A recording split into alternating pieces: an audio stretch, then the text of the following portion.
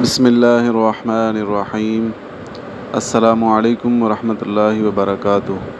معزز طلباء کرام، اس سے پہلے اسباق میں ہم نے ثلاثی مجرد، ثلاثی مزید فی، رباعی مجرد، رباعی مزید فی اور ملحقات کے ابواب کا بیان پڑھا۔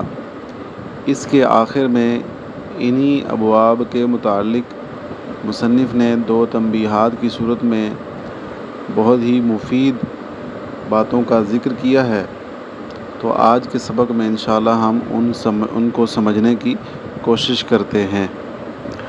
تو پہلی تنبیہ میں مصنف فرماتے ہیں: الاول ظہر لک مما تقدم ان الفعل باعتبار مادته اربعۃ اقسام۔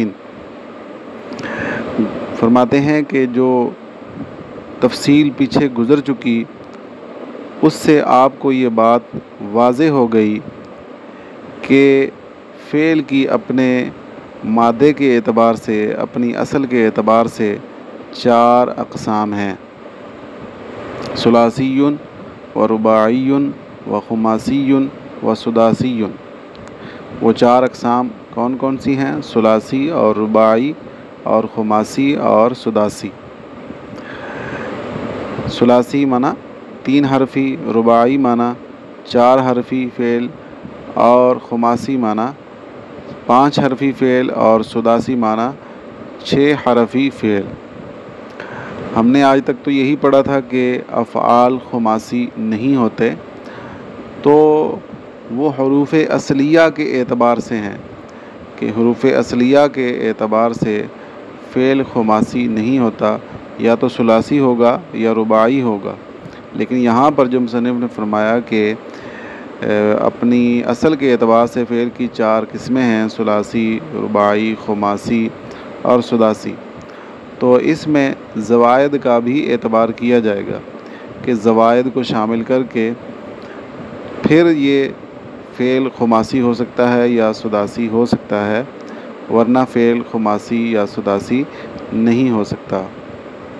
تو فرمایا کہ یہ 4 قسمیں ہیں: وَبِاعْتِبَارِ هَيْئَتِهِ الْحَاصِلَةُ مِنَ الْحَرَكَاتِ وَالسَّكَنَاتِ 37 بابًا۔ اور اس حیثیت اور شکل کے اعتبار سے جو فعل کو حرکات و سکنات سے حاصل ہوتی ہے، فعل کے 37 باب ہیں۔ یہ 37 باب کس طرح بنتے ہیں کہ ثلاثی مجرد کے 6 ہیں، پھر ثلاثی مزید فی کے 12 ہیں، اور پھر رباعی مجرد کا 1 اور ملحقات رباعی کے 7، ملحقات رباعی مزید کے 3 اور پھر ملحقات رباعی مزید کے 8۔ تو اس طرح یہ 37 باب بن جاتے ہیں۔ تو یہ پہلی تنبیہ میں یہ بیان کیا کہ ہم نے پیچھے جو تفصیل پڑھی ہے اس کا خلاصہ یہ ہے کہ فعل کی اپنے مادے کے اعتبار سے 4 قسمیں ہیں اور یہ کل 37 باب ہیں۔ اور دوسری تنبیہ میں فرماتے ہیں: لا يلزم فی کل مجرد ان یستعمل له مزید،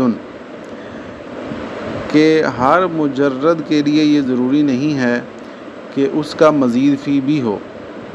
ولا فی کل مزید ان یستعمل له مجرد، اور نہ ہر مزید فی کے لیے یہ ضروری ہے کہ اس کا مجرد بھی استعمال کیا جاتا ہو، بلکہ ولا فی ما استعمل فیہ بعض المزیدات ان یستعمل فیہ البعض الآخر، اور یہ بھی ضروری نہیں کہ جس باب میں کچھ افعال مزید فی استعمال ہوتے ہوں تو اس کے بقیہ افعال، بقیہ ابواب بھی مزید فی ہی استعمال ہوں، یہ بھی ضروری نہیں ہے۔ تو پھر مجرد اور مزید فی ہونے کا دار و مدار کس پر ہے؟ تو مصنف فرماتے ہیں: بل المدار فی کل ذالک السماع، کہ اس بات کا دار و مدار سیما پر موقوف ہے۔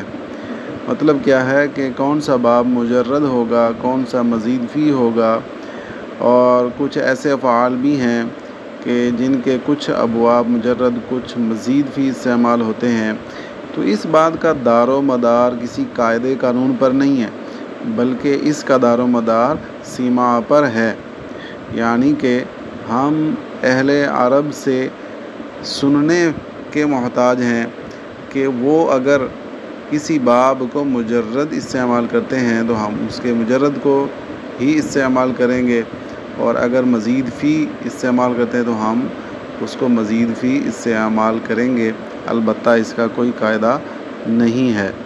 جیسے ہم نے پیچھے پڑھا تھا کہ ثلاثی مجرد کے جو ابواب ہیں ان کا جو دار و مدار ہے وہ بھی لغت کی معلومات پر موقوف ہے، اس کے لیے بھی کوئی قاعدہ نہیں ہے، وہ بھی سماعی ہے۔ اب آخر میں مصنف فرما رہے ہیں کہ یہ جو بات ہم نے ذکر کی ہے کہ ان ابواب کا مزید فی ہونا یا مجرد ہونا یہ سماع پر موقوف ہے، لیکن ہمارے اس اصول سے ثلاثی لازم مستثنیٰ ہے، یعنی وہ اس اصول سے الگ ہے۔ وَيُسْتَثْنَى مِنْ ذَلِكَ الثُّلَاثِيُّ اللَّازِمُ فَتَطَّرِدُ زِيَادَةُ الْحَمْزَةِ فِي أَوَّلِهِ لِلتَّعْدِيَةِ فَيُقَالُ فِي ذَهَبَ أَذْهَبَ وَفِي خَرَجَ أَخْرَجَ۔